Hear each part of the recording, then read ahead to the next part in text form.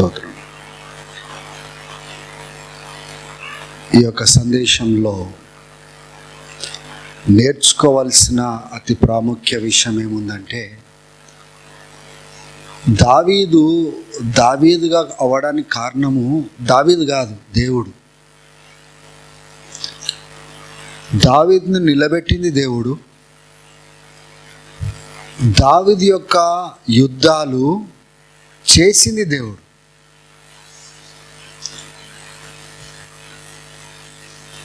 దావీదు తన సొంత సామర్థ్యంతో అక్కడికి రాలేదు, సొంత బలముతో పోరాడలేదు. గొలియాత్ని కూడా ఆయన పడద్రోసినప్పుడు దేవుని నామంతో నేను వస్తున్నానన్నాడు. ఆయన దేవుడు పోరాడినాడు, దేవుడు గెలుపులు ఇచ్చినాడు, దేవుడు జయాలు ఇచ్చినాడు. అందరు ఎంతోమంది సైన్యం ఉందో దాంతో ఆయన గెలుపు ఎప్పుడు పొందుకోలేదు దావీదు. కానీ ఈ శోధన సమయములో ఆయన దృష్టి దేవుని దగ్గర నుంచి మరలి ఆయన సొంత బలం పైన ఎంత సైనికులు ఉన్నారో దానిపైన జయమును ఆధారం చేసుకునే ఆలోచన పుట్టింది. అక్కడ పొరపడినాడు దావీదు. మనం కూడా దేవుని బిడ్డలారా,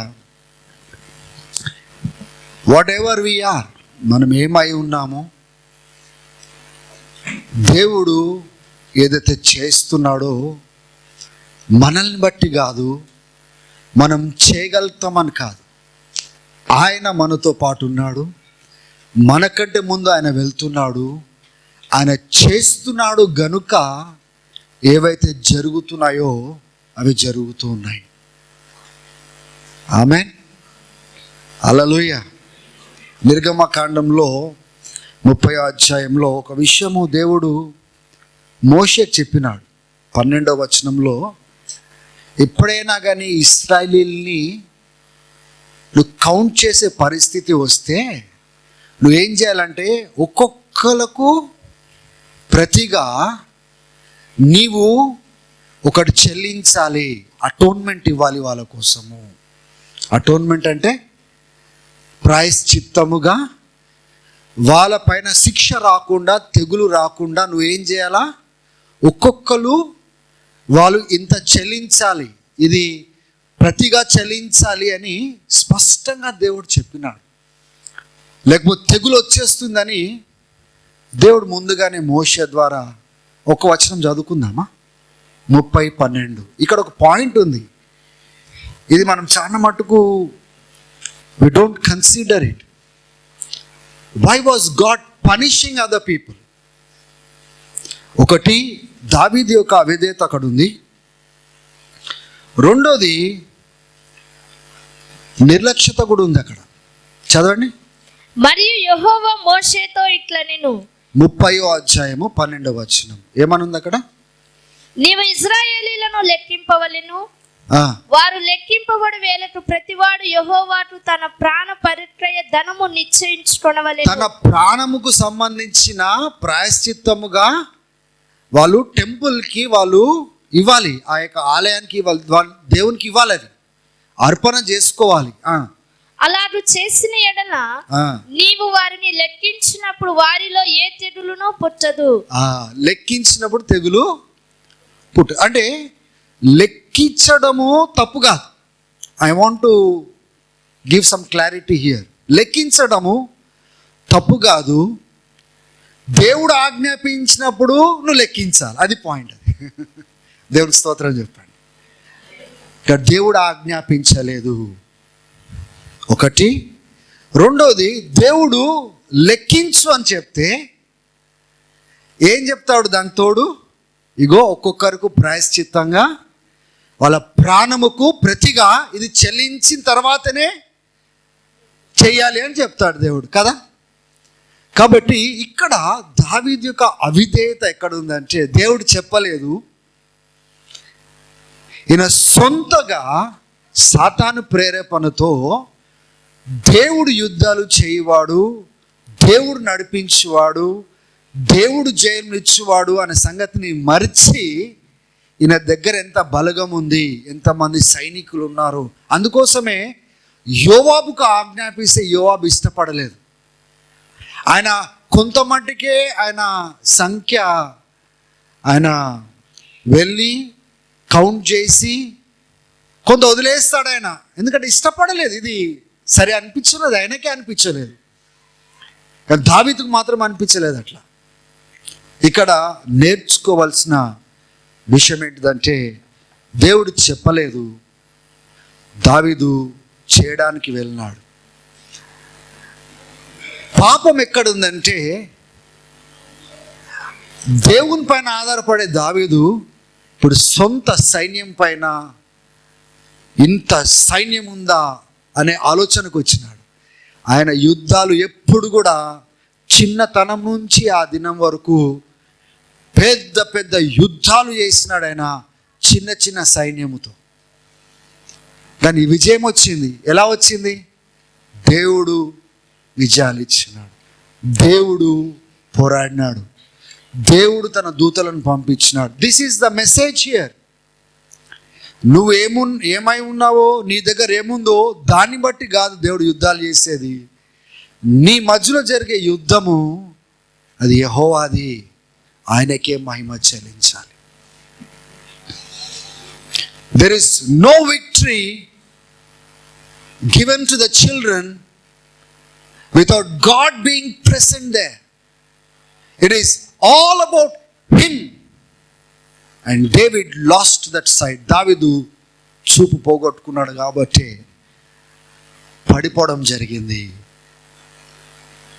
దేవుడు ఆజ్ఞాపించినాడు చేయాలి, దేవుడు ఆజ్ఞాపించలేదు చేయకూడదు.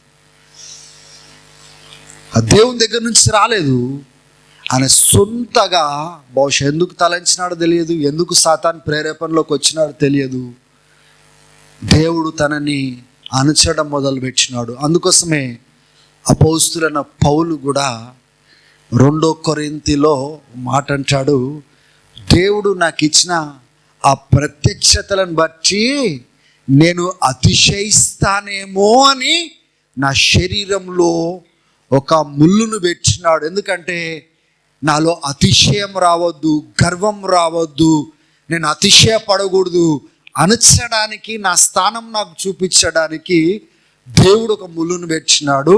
అందుకొరకే నేను దేవుని బట్టి అతిశయిస్తాను, నా బలహీనతను బట్టి అతిశయిస్తాను, కానీ దేవుడు ఏ ప్రత్యక్షతలు నాకు ఇచ్చినాడో నేను దాన్ని బట్టి నేను అతిశయించను అని అని చెప్పుకుంటూ వస్తాడు. హల్లెలూయా. ఏ దినమైతే మానవుడు దేవుడు చేసే కార్యాలని పక్కన పెట్టి సొంత బలం పైన ఆధారపడతాడో, సొంత జ్ఞానం పైన ఆధారపడతాడో, దేవుడు ఆ మానవుడిని అణచడం మొదలు పెడతాడు, శిక్షించడం మొదలు పెడతాడు, సరిచేయడం మొదలు పెడతాడు. నువ్వు ఏమై ఉన్నావో నన్ను బట్టి అయి ఉన్నావు. నీ మధ్యలో ఏ కార్యాలు అయితే జరిగినాయో నీ సామర్థ్యమును బట్టి కాదు, నా సామర్థ్యం బట్టి జరిగినవి అవి. నాకు మహిమ చెల్లించు, నువ్వు మహిమ తీసుకోవడానికి వీలు లేదు అని దేవుడు అనచడం మొదలు పెడతాడు. Hallelujah. May the Lord strengthen us this morning. దేవుని పైన ఆధారపడండి, దేవునికి మహిమ చెల్లించండి, దేవుడు చెప్పినవి చేయండి. కానీ ఏ పని అయితే మీరు చేయడానికి ముందుకెళ్తున్నారు చూడండి, అది దేవుని మహిమ కోసం చేయండి, దేవుని యొక్క సామర్థ్యం పైన ఆధారపడి చేయండి.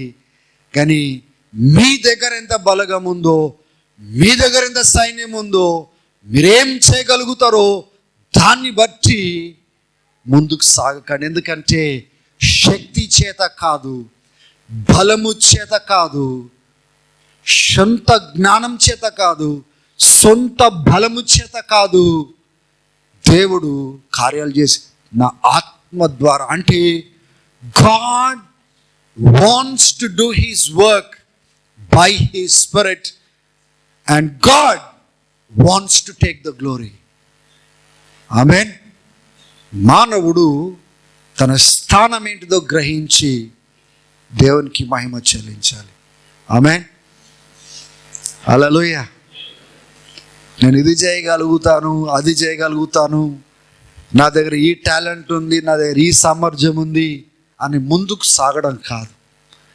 ప్రభువా, నీవు నాకు గెలుపునిచ్చేది, నీవు నాకు సహాయం చేసేది, నువ్వు ముందు వెళ్ళు, నువ్వు కార్యములు చేయి, నీ కోసం నేను కలిగింది వాడతా, కానీ అది నిన్ను బట్టే నేను గెలుస్తాను, నిన్ను బట్టే నేను విజయం సంపాదిస్తా.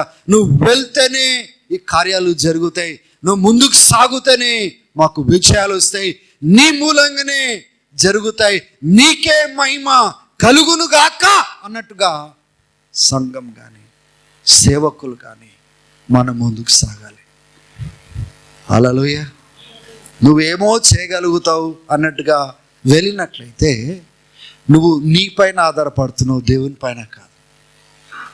గుర్తుపెట్టుకోండి, ఏ విశ్వాసి అయినా, ఏ సేవకుడైనా నేను చేయగలుగుతాను అని తన సొంత సామర్థ్యం పైన ఆధారపడి ముందుకు వెళ్తాడో అటువంటి వాడు దేవుని దృష్టిలో విఫలమవుతాడు. He will fail in the sight of God. కానీ ఏ విశ్వాసి అయితే, ఏ సేవకుడైతే నాతో కాదు ప్రభువా, అది కేవలము నువ్వు ఇస్తేనే జరుగుతుంది, నీ ద్వారానే జరుగుతుంది, నువ్వు ముందుంటేనే జరుగుతుంది ప్రభువా అంటారో, దేవుడు అటువంటి వారిని నిలబెట్టుకుంటాడు. బలహీనులను నిలబెట్టుకుంటారు, ఒప్పుకునే వారిని నిలబెట్టుకుంటాడు. దేవుని సామర్థ్యం పైన ఆధారపడిన వాళ్ళకు ఆయన శక్తిని పరిపూర్ణము చేస్తాడు. హల్లెలూయా. అందుకోసమే దేవుడు ఏ రీతిగా అయితే తనను అణుచుతున్నాడో గ్రహించిన పౌలు అంటాడు, నా బలహీనతలో నేను అతిశయిస్తాను. ఎందుకు తెలుసా? అప్పుడు ఆయన శక్తి నాలో పరిపూర్ణము చేయబడుతుంది. హల్లెలూయా. Thank you Jesus. మనం ఎంత బలహీనులమో, ఎంత శక్తిహీనులమో, ఎంత సామర్థ్యం లేని వాళ్ళమో దేవుని దగ్గర మనం ఎప్పుడైతే ఒప్పుకొని ఆయన శక్తి పైన, ఆయన సామర్థ్యం పైన ఆధారపడతామో, దేవుడు ఏమైనా చేయడానికి వస్తాడో. లేని పక్షంన ఏమీ చేయకుండా నేను ఆపేస్తాడు. God bless you. దేవుడు మిమ్మల్ని దీవించును గాక. హల్లెలూయా. God bless you.